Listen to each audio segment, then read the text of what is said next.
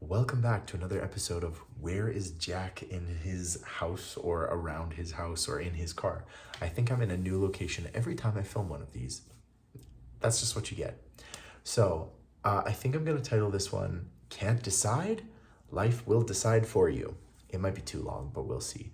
But basically, I was listening to a podcast and these guys were talking about how in life, you have to make decisions. You have to make choices. We don't have much control over our lives, but these choices that we make do affect our lives quite a bit, obviously. Where you go to university, who you decide to hang out with, people you decide to stay in contact with, the career you choose, where you choose to live.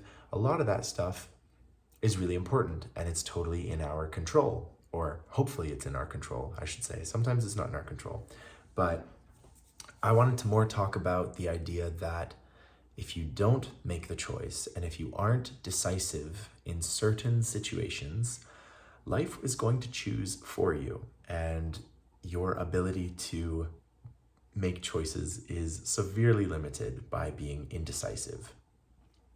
Because the idea of decisiveness is an interesting concept. So I'm Taoist. I'm a Taoist. I don't know if that's how you describe yourself, if you were someone who follows Taoism, but I'm going to.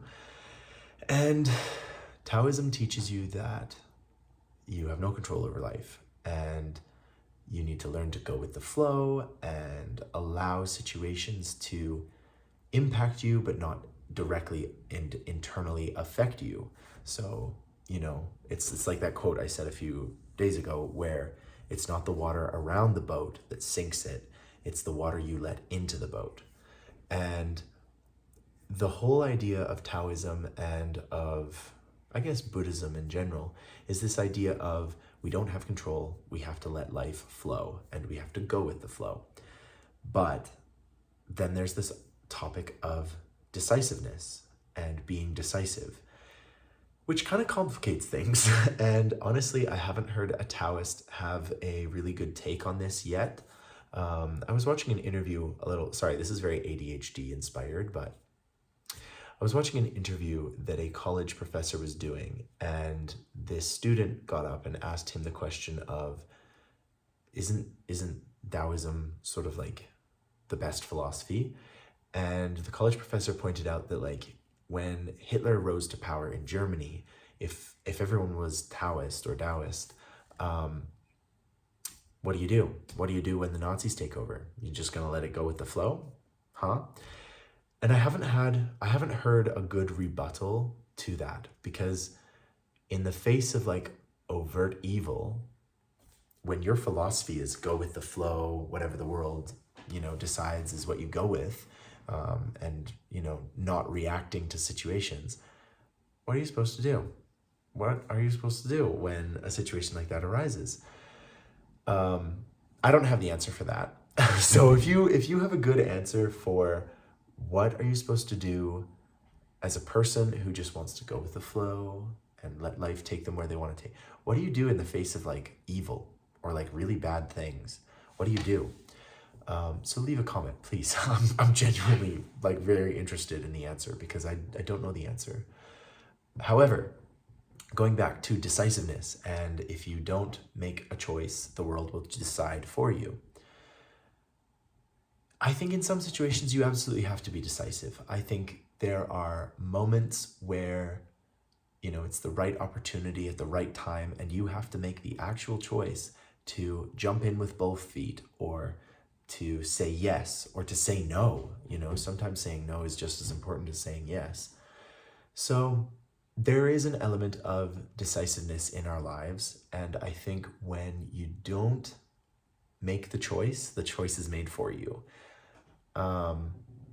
And I don't know, I think of people in small towns a lot. I grew up in a small town, near a small town, and I think of the people that have never left my little small town. Maybe they've gone into the city once, or they go in to see friends or family or whatever, but they've really never left their community. And, in some ways that is a choice. In other ways, it's the result of not making a choice.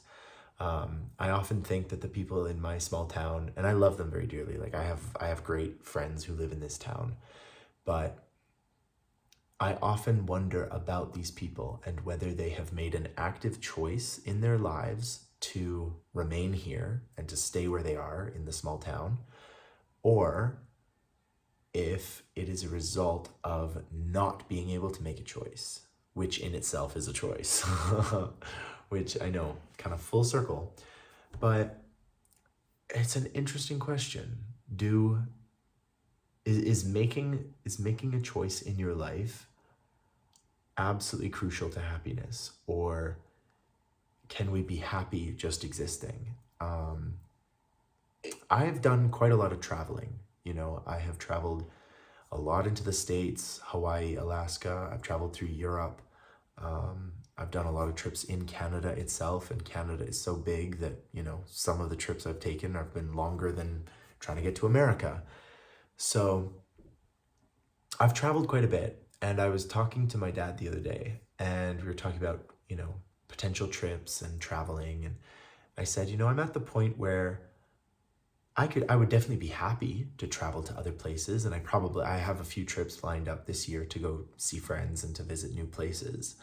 However, I would be very content just living here, living on the farm, existing. I go to my gym, I do the things I want to do, I see my friends and family in the city, and I no longer have this travel bug. I no longer have this need to visit India and to visit Brazil. I'm sure those places would be absolutely amazing to visit. But I don't have this huge emphasis. If I have the opportunity to, I'm sure I would take it.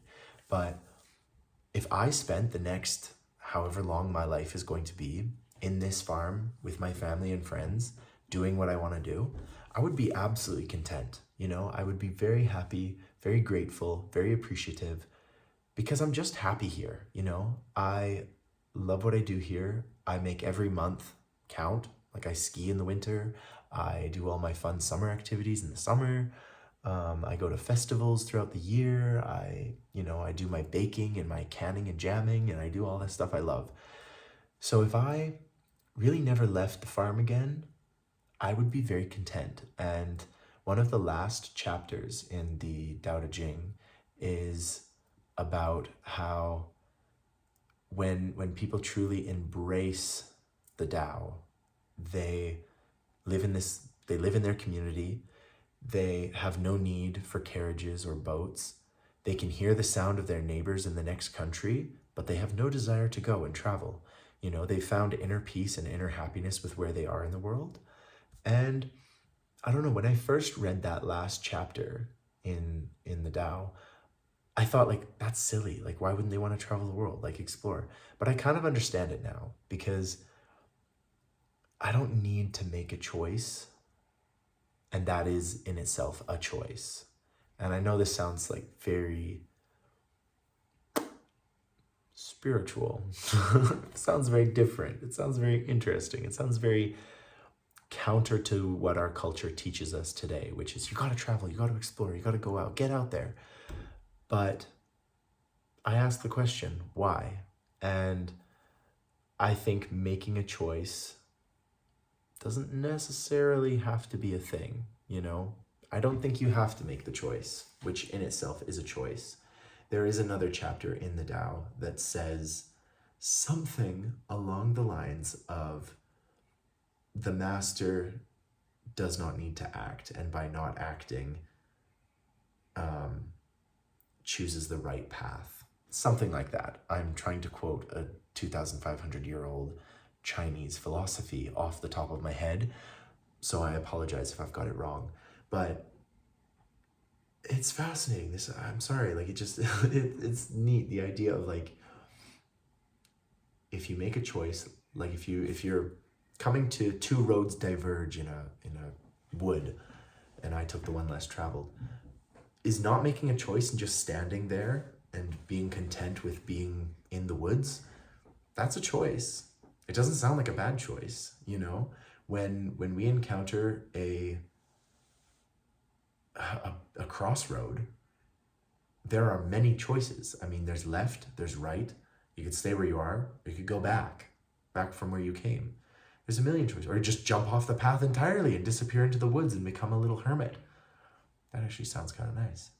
But I don't know, guys. I'm interested in your thoughts. I'm kind of rambling at this point, so I'm going to leave it off here. But I think it's an interesting concept, and I reviewed a whole bunch of your comments, and I looked at them today on YouTube. I enjoyed all of them. I'm so sorry I couldn't get to all of them, but I must have looked at like 600 or 700 comments. So I really appreciate you guys making them, and I do check them. I absolutely check them. I promise you that. But yeah, making a choice, or the world will choose for you, and that's okay too. See you tomorrow. Let me know your thoughts.